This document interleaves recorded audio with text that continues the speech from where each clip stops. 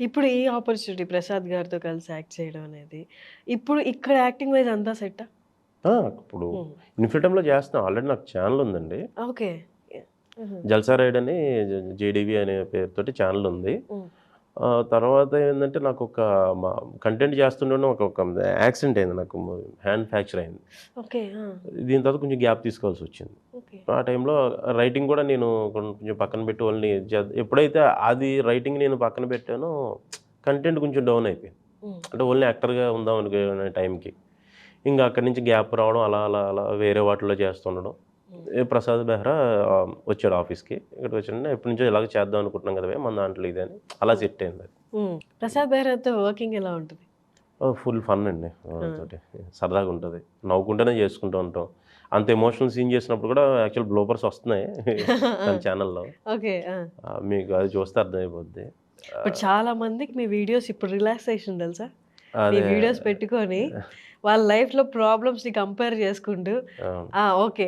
Problems ఉన్నప్పుడు మనం డిప్రెషన్‌లోకెళ్ళాల్సిన అవసరం లేదు. దాన్ని గూడా కొంచెం నవ్వుతూ దాటేయొచ్చు చేసుకోవచ్చని. అన్నది ప్రసాద్ బెహ్రా వీడియోస్‌లో చాలా ఆ! బాగా అవును. తనకి ఏంటంటే రైటింగ్ తనకి అలా సెట్ అయిపోయింది. అంటే ఇప్పుడు ఒక కామెడీ అంటే ఫుల్ కామెడీ ఎళ్ళిపోతాం. హ్మ్. లేదా ఎమోషనల్ కంటెంట్ అంటే ఎమోషనల్ ఎళ్ళిపోతూ ఉంటది. తనేంటంటే ఇలా ఎమోషనల్ తీసుకెళ్తున్నప్పటికి టక్కుమని ఒక జోక్ పడతది. ఆ! అది నచ్చుతుంది జనాలకి. ఆ అవును. ఫార్మాట్ నచ్చింది బాగా. హ్మ్. దానివల్ల మీరన్నట్టుగా నిజంగానే అంటే చాలామంది చెప్తుంటారు కదా! అంటే ఏంటి బాధలు మర్చిపోతున్నారా నిజంగా అనే అంటే మనకే అలాంటివి తీసుకున్నప్పుడు నిజంగా ఒక్కోసారి ఆశ్చర్యం గూడా ఉంటది. యాహ్! ఏంటి వాడంటే ఏంటి గురు ఇంక బాధలు మర్చిపోయేంత కంటెంట్ మనం ఇస్తున్నామా అని అంటూ హ్మ్. ఉంటాడు. హ్మ్. సో, మీకు అంటే ఇప్పుడు సొంతగా 'పెళ్లివారమండి' తర్వాత ఇంకేదైనా కొత్త సీరీస్ మీకు ఓన్‌గా రాయడం యాస్ ఎ రైటర్, డైరెక్టర్‌గా ఏదైనా స్టార్ట్ చేయబోతున్నారా? ఆ! ఉందండి. ఓకే. ఇప్పుడు ఒక 10 డేస్ నేను గ్యాప్ తీసుకుంటున్నా. ఇది పెళ్లివారం అయిపోతది. హ్మ్. అయిపోయిన తర్వాత అనుకుంటున్నాం మిడిల్ క్లాస్ ప్రాబ్లమ్స్ మీదే ఒకటి హ్మ్. అనుకుంటున్నాను. అది కొంచెం కామెడీగానే వెళ్దామని చెప్పి. అంటే అది కూడా కొంచెం అదే ఫార్మాట్ అదే ఉంటది గానీ, ఒక wife and husband middle class family పెళ్ళైన దగ్గర నుంచి స్టార్టింగ్ నుంచి అది ఎలా ఉంటదని మెయిన్ ఈ 2 క్యారెక్టర్సే ఉంటాయి. హ్మ్. వీటితో వెళ్దాం అనుకుంటున్నాం. ఈ హోల్ ప్రాసెస్‌లో మీ వైఫ్ నుండి నాకు తెలీదు మీరు మ్యారీడ్ అవును. ఇప్పుడు చెప్పారు కదా! అవును. హ్మ్. మీ వైఫ్ నుండి ఎలాంటి సపోర్ట్ ఉంది? అంటే ఇది మనకు తెలిసిందే. అందరికి తెలిసిందే అన్‌సర్టెన్ కెరియర్ ఇది. అవును. వర్క్ ఉన్న రోజు ఓకే. వర్క్ కొన్నిసార్లు ఆగిపోయి నెలల తరబడి అవును. ఖాళీగా ఉండాల్సిన సిట్యుయేషన్. అలాంటి టైంలో వైఫ్ నుండి సపోర్ట్ ఎలా ఉంటది? ఆహ్, యాక్చువల్‌గా తను అంటూ లేకపోతే ఫీల్డ్‌లో ఉండేవాడిని కాదు నేను. హ్మ్. ఒకటే మాట. అంటే ఇప్పుడు నేనింత చేసుకుంటున్నానొచ్చి అంటే నెక్స్ట్ ఫ్యూచర్ కూడా నాది ఇందులోనే అని అనుకోగలిగేంత కాన్ఫిడెంట్‌గా ఉన్నానంటే హ్మ్. ఓన్లీ తన వల్లే. తను కూడా తను ఫస్ట్ నుంచి నాకు సపోర్ట్ ఇస్తూనే ఉంది. హ్మ్. తన జాబ్ అంటే కొన్నాళ్ళు ఇప్పుడు అమ్మాయిలకి ఇప్పుడు పెళ్లి తర్వాత కంటిన్యూ చేయడం యాహ్! కుదరదు. మళ్ళీ యాహ్! పిల్లలు గ్యాపు హ్మ్. ఇట్లా ఉంటది గదా! అలా ఒక్కొక్కసారి ఆగుతూ ఉండేది. మళ్ళీ చేసుకుంటూ ఉండేది. కానీ ఏ రోజు అంటే ఆ జనరల్ వైబ్స్ ఉండే ఆ! ఇదిలో ఆ! ఎప్పుడు లేదు తను. తనకి తెలుసు. ఫుల్ తను సపోర్ట్. ముందు నుంచి మాది లవ్ మ్యారేజ్. ఓకే. నాకు ఇంట్రెస్ట్ అని తనకు తెలుసు ముందు నుంచి. తానే సపోర్ట్ చేస్తుంటది. ఫుల్ ఇప్పుడు సపోర్ట్ తను. ఇన్ఫోసిస్‌లో చేస్తుంది తను. ఓహ్! నైస్. నైస్.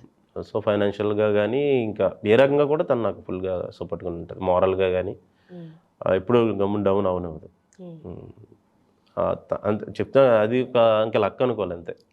నాకేదైనా కొంచెం దేవుడు అదృష్టం ఇచ్చాడంటే, హ్మ్. కొంచెం కాదు ఎక్కువ అదృష్టం ఇచ్చాడంటే తన రూపంలోనే అనుకుంటాను నేను. అమేజింగ్. అంటే ఈవెన్ పేరెంట్స్ కూడా అంటే పేరెంట్స్ అంటే వాళ్ళకి భయం ఉంటది. మరి హ్మ్. ఏమైపోతాడు ఏంటనే భయం మీద వాళ్ళు కూడా యాక్సెప్ట్ చేయరు. హ్మ్. తను ఆ రెస్పాన్సిబిలిటీ కూడా తిను తీసేసుకుంది. ఓకే. ఆ టెన్షన్ నువ్వు పెట్టుకోకు. హ్మ్. నేను ఎంత తీసుకొస్తే అంత ప్రాబ్లమ్ ఏం లేదు. హ్మ్. అంటే తను జాబ్ చేస్తున్నప్పుడే కాదు, లేనప్పుడు కూడా అలాగే ఉంది. అంత సపోర్ట్ ఉంటే మనకి వర్క్ కూడా ఎక్కువ కాన్సంట్రేట్ చేసి చేయొచ్చు. మిగతా అవునండి. ఏమి అవును. ఆలోచించకుండా. ఖచ్చితంగా. అదే నాకెప్పుడు తనని మానిపించేద్దామా అన్నట్టు ఉంటది. అంటే హ్మ్. తను రిలాక్స్‌డ్‌గా ఉండాలి అన్నట్టు ఉంటది. యాహ్! యాహ్! ఇంక చూడాలి. ఇండస్ట్రీ నుండి ఎవరైనా కాల్ చేసి మీ వర్క్‌ని స్పెసిఫిక్‌గా డిస్క్రైబ్ చేస్తూ బావుంది అని చెప్పిన సిట్యుయేషన్స్ ఉన్నాయా ఇండస్ట్రీ నుండి? చాలామందండి. హ్మ్. చాలామంది 'నావికా ఫ్యాక్టరీ' టైమ్‌లో ఉన్నాయి.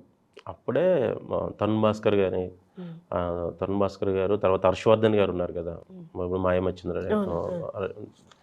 ఆ! పవన్ సాధినేని గారు. హ్మ్. మా కంటెంట్ ఆర్‌జీవి గారు లేపోతే మనం సుకుమార్ గారు వీళ్ళు కూడా ఆహ్, ట్వీట్ చేశారు. హ్మ్.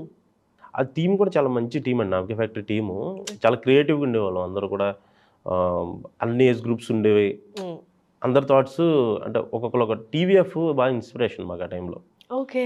అందరూ షార్ట్ ఫిల్మ్స్ చేస్తున్నారు కదా, మన షార్ట్ ఫిల్మ్స్ కాకుండా ఏదైనా టీవీఎఫ్ లోనే కదా నవీన్ పోలిశెట్టి కూడా చేసింది. అవును టీవీఎఫ్ అక్కడి లోనే నుంచి కదా. అందరూ షార్ట్ ఫిల్మ్ కంటెంట్ చేస్తున్నారు. మనం కొంచెం టీవీఎఫ్లో అర్నబ్ గోస్వామిని ఇమిటేట్ చేశాడు. ఆ టైంకి సల్మాన్ ఖాన్ ఏదో బాయ్ హో అని ఒకటి వీడియో ఇవన్నీ వచ్చేవన్నమాట. అదే ఇలా మనం ఎందుకు క్రేజీగా చేయకూడదు తెలుగులో అని చెప్పేసి అలా మాట్లాడుకున్నప్పుడు వచ్చిందా అది మీరు చూసిన ఆర్కేఎస్ బుక్ వీడియో. అలా స్టార్ట్ చేసామని. ఆ టీం కూడా అంత బాగుండేవారు అంతా కూడా. ఇప్పుడు అందరూ ఫీల్డ్లోనే మ్యాక్సిమం ఉన్నారు. బట్ ఏంటంటే వాళ్ళకి కంపల్సరీ అర్నింగ్ చేయాలనే ఇదిలో లేరు.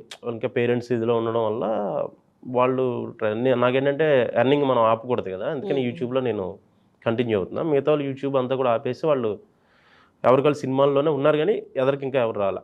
ఒకళ్ళు మ్యూజిక్లో ఉన్నారు. కౌశిక్ తను మాత్రం ఆల్రెడీ మూవీస్లో చేస్తున్నాడు హీరోగా. 2-3 సినిమాలు రిలీజ్ అయినాయి. ఇంకా మిగతా వాళ్ళు కూడా రైటింగ్ డైరెక్షన్ ఛాన్సర్లో అలా ఉన్నారన్నమాట టీం. అక్కడ టీం కొంచెం విడిపోయినా ఎవరి ప్రాసెస్లో అలా ఉన్నారు. మళ్ళీ అందరూ కలిపి వర్క్ చేస్తామేమో చెప్పలేదు. బట్ ఫినాన్షియల్లీ ప్రాబ్లం రాలేదా? యూట్యూబ్లో స్టార్టింగ్లో ఓకే ఓకే ఉండే కానీ బట్ తర్వాత రెవెన్యూస్ పడిపోవడము, యూట్యూబ్ రెవెన్యూస్ డిక్రీజ్ చేయడము, తర్వాత కరోనా పీరియడ్, ఫినాన్షియల్లీ ప్రాబ్లం రాలేదు? యాక్చువల్గా అయితే ప్రాబ్లం వచ్చిందండి చెప్పాలంటే. కొంచెం ఎక్కువనే. అంటే నేను యాక్చువల్గా విషయం ఏంటంటే నేను ఇది స్టార్టింగ్లో నాకు మ్యారేజ్ అయిపోయింది. అంటే నాకు మ్యారేజ్ అయిన తర్వాత నేను యూట్యూబ్కి వచ్చా.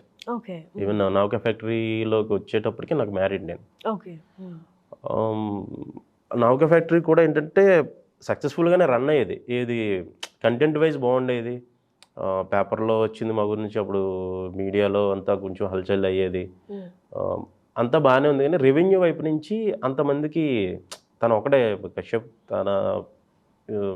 తను ఒకటే పెట్టాడు డబ్బులు, తనే పెట్టుకొని దిగాడు. మేము అందరూ ఏంటంటే జస్ట్ కంటెంట్ వైజ్ సపోర్ట్ చేసేవాళ్ళం అంతే. స్టార్టింగ్ ఎంప్లాయ్ కూడా కాదు. ఒక టైంలో తను పర్లేదు మనకి సపోర్ట్ ఉంది, నువ్వు మానేసే జాబ్ అని చెప్పి అన్న తర్వాత నేను మానేశాను. అకౌంటెంట్గా చేసేవాడిని. అంటే ఫ్యామిలీ ఉంది కదా, కొన్ని రోజులు ఆలోచించుకున్నా కానీ తర్వాత ఓకే చెప్పాడు కదా మానేశాను. అదేమైందంటే రాను కొన్నాళ్ళు అయిన తర్వాత ఫైనాన్షియల్గా బాగా స్ట్రగుల్ అయిపోయింది తనకి. ఫ్యామిలీ కూడా ఉంది. నాకు ఓకే, తన అంత మెయింటైన్ చేయాలి కదా మా రైటర్స్ని, వెయిటర్కి. తనకి ఎర్నింగ్స్ అయ్యి ఆగిపోయినాయి. ఎర్నింగ్స్ ఫండ్స్ మొత్తానికి తనకి ఆగిపోయిన టైంలో తను ఏం చేయలేకపోయాడు. నాకు అప్పుడు ఏంటంటే వెనక్కి వెళ్ళలేను, మళ్ళీ అకౌంటెంట్ జాబ్కి వెళ్ళా. మనకి కొంచెం ఒకసారి ఐడెంటిటీ వచ్చినా తిరిగి వెనక్కి వెళ్ళి వేరే జాబ్ మనం చేసుకోలేం. కరెక్ట్. అప్పుడు కొంచెం సఫర్ అయ్యాను బాగా, ఏంటి ఇలా అయిపోయింది ఏంటి అని. ఎందుకంటే సిచ్యువేషన్ అది, తను కూడా మనం ఏం అనలేం కదా. ఇంకా మనం ఆపేస్తున్నాం కంటెంట్ అన్నాడు. ఆ టైంలో జస్ట్ అప్పుడే తమిళ మీడియా తోటి ఆ సిరీస్ కొలాబ్ అయ్యి బ్రేకప్ కన్సల్టెంట్ సిరీస్ తమిళతో కొలాబ్ అయ్యి చేస్తున్న వర్క్ అనమాట అది. అక్కడ హర్ష బాస్ అని ఆయన నా వర్క్ అది చూశారు, కొన్ని నేను డైరెక్ట్ చేసినప్పుడు అది చూసి ఇలా ఆగిపోయిందన్న అంటే, యాక్చువల్ నేను ఎప్పుడు అడుగుదాం అనుకున్నాం మేము, ఇలాగ ఇక్కడ ఛానల్ స్టార్ట్ చేస్తున్నాము, నీకు ఇంట్రెస్ట్ ఉంటే రా అని చెప్పి అన్నమాట. అంటే రైటింగ్ డైరెక్షన్ కూడా చేసుకోవాలని అంటే ఓకే అని చెప్పని అలా వాళ్ళ దగ్గరికి వెళ్ళి కొన్ని కాన్సెప్ట్లు చెప్తే ఓకే చేశారు. అక్కడ ఓకే అయిపోయింది. తర్వాత మీరు అన్నట్టుగా అక్కడి నుంచి మళ్ళీ మధ్యలో కొంచెం మళ్ళీ ఫైనాన్షియల్ స్ట్రగుల్స్ తోటే బాగానే కంటెంట్ వెళ్ళేది. మామూలుగా నాకు మంత్లీ నా శాలరీ నాకు పడేది, బాగానే వెళ్ళేది. ఇంకొంచెం మళ్ళీ ఇంకొక స్టెప్ ఎదగాలనుకుంటాం కదా, ఆ మూమెంట్లో మళ్ళీ ఇబ్బంది అయినప్పుడు మళ్ళీ మారాను. ఇన్ఫినిటమ్కి మారిపోయాను. ఇన్ఫినిటమ్కి మారి కంటెంట్ వెళ్తుంది స్టార్ట్ అయిందంటే కరోనా అప్పుడు కూడా కొంచెం ఫేస్ చేసి ఉన్నాయి. ఇంకా తర్వాత అలా పిఎఫ్ మనీ ఇంకా అలా గోల్డ్ అది పెట్టుకొని ఇంకా ఆ టైంలో అందరూ పడిందే కదా, వాళ్ళు మొత్తం ఒకసారి పాజ్ బటన్ అయిపోయింది. ఇంక అట్లా ఇప్పుడు మళ్ళీ ఓకే అంతా సెట్.